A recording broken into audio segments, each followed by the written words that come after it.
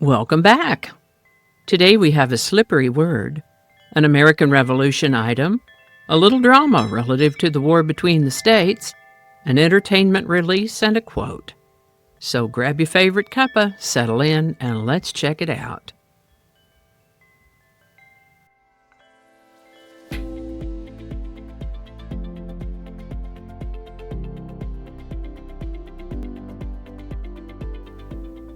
Hi there, and welcome to this day in history for November 13th.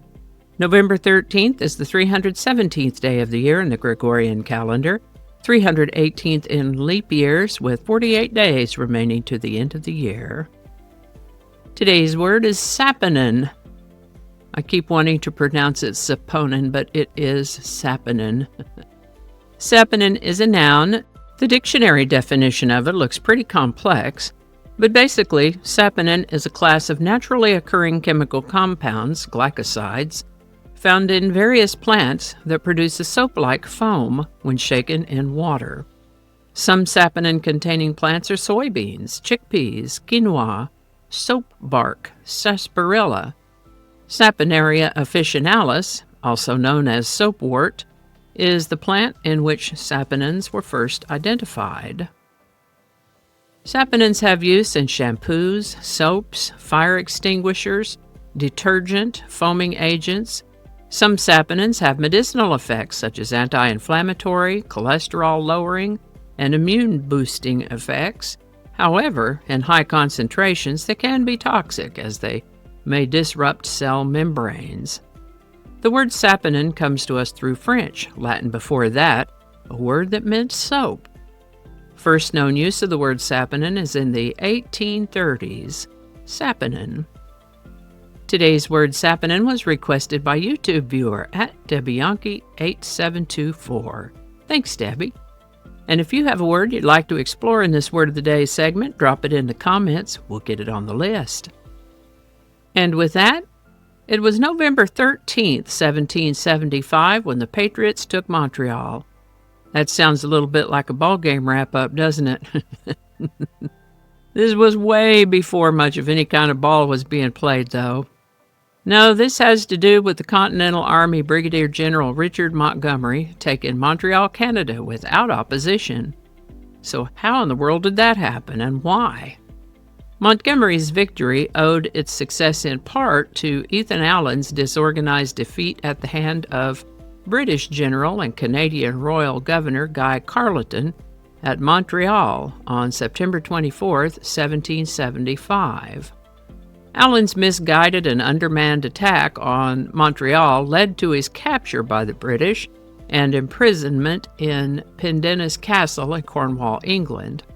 Although a failure in the short term, Allen's attack had long-term benefits for the Patriots. Carleton had focused his attention on suppressing Allen's attack while refusing reinforcements to Fort St. Jean, to which Montgomery's expedition laid siege from August 21st to November 3rd, 1775. Fort St. Jean's commander, Major Charles Preston, surrendered, fearful of the hardship the town's civilians would face during a winter under siege. With the final fortification between Montgomery and Montreal in Patriot hands, Carleton's defenses depleted by the conflict with Allen, Montgomery's forces entered Montreal with ease on November 13th.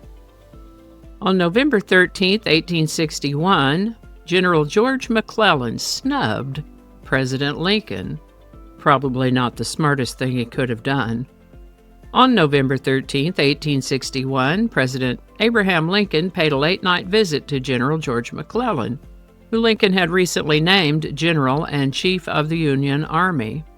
The general retired to his chambers before speaking with the president. This was the most famous example of McClellan's cavalier disregard for the president's authority. Lincoln had tapped McClellan to head the Army of the Potomac, the main Union Army of the East, in July of 1861 after the disastrous Union defeat at the First Battle of Bull Run, Virginia. McClellan immediately began to build an effective army and was elevated to general-in-chief after Winfield Scott resigned that fall. McClellan drew praise for his military initiatives, but quickly developed a reputation for his arrogance and contempt toward the political leaders in Washington, D.C. I guess he forgot who hired him. After being named to the top Army post, McClellan began openly associating with Democratic leaders in Congress and showing his disregard for the Republican administration. To his wife, McClellan wrote that Lincoln was nothing more than a well-meaning baboon and that the Secretary of State, William Seward, was an incompetent little puppy. Anyway, Lincoln made frequent evening visits to McClellan's house to discuss strategy. And on November 13th, Lincoln, Seward, and Presidential Secretary John Hay stopped by to see the general. They're just going to stop by and talk shop, I guess. Well, McClellan was out when they arrived, so the trio waited for his return, and after an hour, McClellan did come in and was told by a porter that these guests were waiting. McClellan headed for his room without a word, and only after Lincoln had waited another half hour was the group informed of McClellan's retirement to bed. Hay felt that the president should have been greatly offended, but Lincoln replied that it was better at this time not to be making points of etiquette and personal dignity, which I thought was rather big of him. Lincoln made no more visits to the general's home. 4 months later, in March of 1862, the president removed McClellan as general-in-chief of the Army. Don't bite the hand that feeds you, buddy.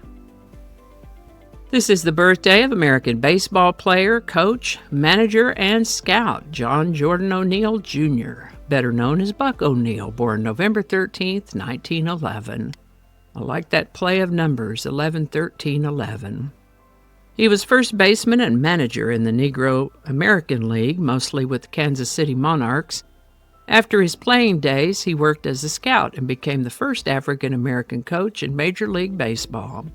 In his later years, he became a popular and renowned speaker and interview subject, helping to renew the widespread interest in the Negro Leagues, and played a major role in establishing the Negro Leagues Baseball Museum in Kansas City, Missouri, which is exactly where I first met him in the year 2000. We stopped in Kansas City and went over to see the Negro Leagues Museum, met Mr. O'Neill, and learned that he just so happened to have planned a Legend Series luncheon the next day. We weren't in any kind of hot emergency to get back on the road, so we stayed over and went to that luncheon. Got to meet Buck O'Neill and Bob Feller and some other guys whose names I'd have to work a little bit to remember. But what a delightful experience. So, yep, Buck O'Neill's birthday's on this day in 1911.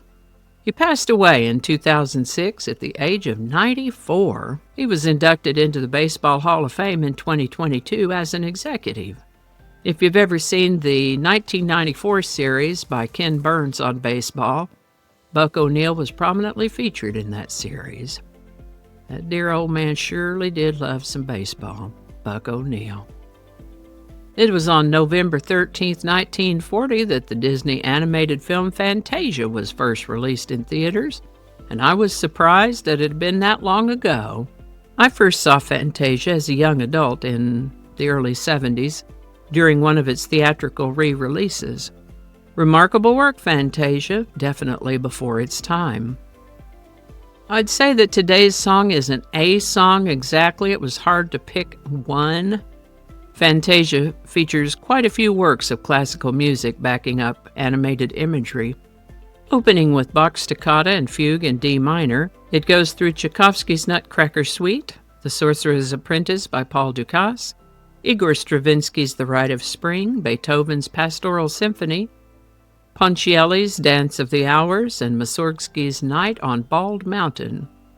I've included a few links, and of course you can always find any of these pieces wherever you listen to music.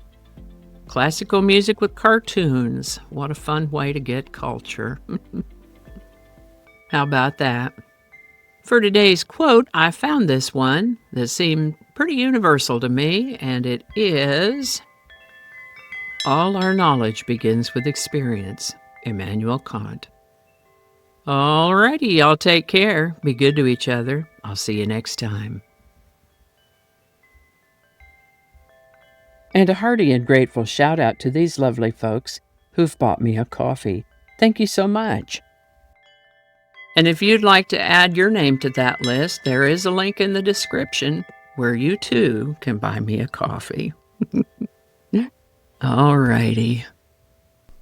And I think that's going to do it for us today. Thank you so much for watching. Consider subscribing if you haven't already. Feel free to share this video with a link in your email, messaging, or social media. If you enjoy this series, you can check out the playlists in the description. You can find me on BitChute, Facebook, Odyssey, Rumble, YouTube, and X, as well as on a blog page called No Really. No Really.